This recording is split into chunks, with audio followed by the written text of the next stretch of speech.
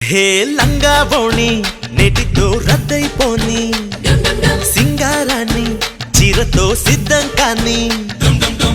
నిన్నలా కన్నెలా తుళ్ళకే అమ్మాడి చిందులే ఆపగా